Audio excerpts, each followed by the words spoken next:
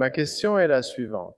Étant donné toutes ces rétrogradations, quelle est votre religion personnelle? Existe-t-il un Dieu qui vous convient, un but? Puisque nous sommes assis sur cette poussière au milieu d'une mer d'étoiles, Maintenant, je ne veux éviter aucune question et je ne vais pas éviter celle-ci. Mais laissez-moi vous demander, que voulez-vous dire lorsque vous utilisez le mot Dieu? il semble qu'à travers les âges, les humains aient créé un cadre mythologique qui a toujours impliqué une sorte de pouvoir spirituel supérieur. Et comme l'a fait chaque culture humaine, À mesure que cela disparaît et que nos connaissances augmentent, il devient plus difficile de prouver son existence. Où cela nous mène-t-il? livrés à nous-mêmes,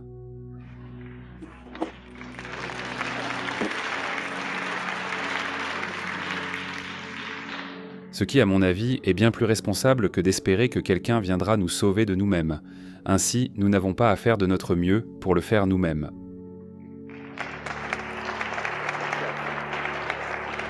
Et si nous nous trompons et qu'il y a quelqu'un qui intervient pour nous sauver, eh bien c'est très bien. Je suis pour ça. Mais nous avons, vous savez, couvert nos arrières. C'est le pari de Pascal à l'envers. Je vais dire autre chose, le mot Dieu recouvre une énorme gamme d'idées différentes et vous le reconnaissez dans la façon dont vous formulez la question.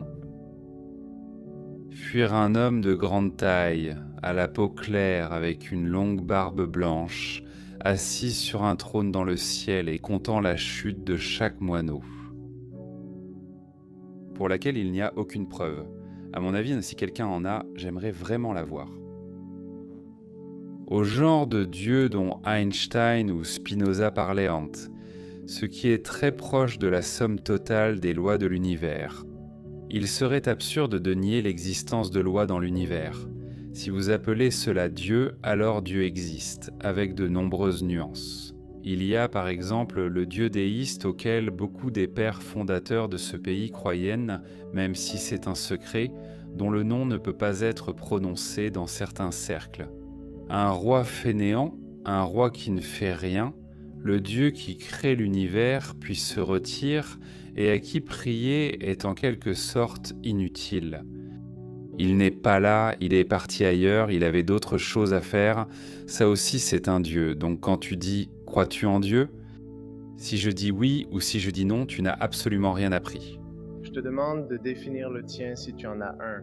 Mais pourquoi utiliserions-nous un mot aussi ambigu, qui signifie tant de choses différentes, qui te donne la liberté de sembler être d'accord avec quelqu'un avec qui tu n'es pas d'accord. Cela masque les différences, cela facilite les relations sociales, mais à mon avis, ce n'est pas une aide à la vérité. Nous aurons besoin d'un langage plus précis pour poser ces questions. J'ai perdu mes deux parents il y a environ 12 ou 15 ans et j'avais une très bonne relation avec eux. Ils m'ont vraiment manqué. J'aimerais croire que leurs esprits sont quelque part autour de moi et je donnerais presque tout pour passer 5 minutes par an avec eux. Nous exigeons les preuves les plus rigoureuses, surtout pour ce qui compte le plus. Donc si quelqu'un vient me voir, un médium ou un canaliseur, et me dit qu'il peut me mettre en contact avec mes parents, eh bien parce que j'ai tellement envie d'y croire. Je sais que je dois puiser dans des réserves supplémentaires de scepticisme parce que j'ai de grandes chances d'être trompé et, à plus forte raison, de me faire soutirer de l'argent.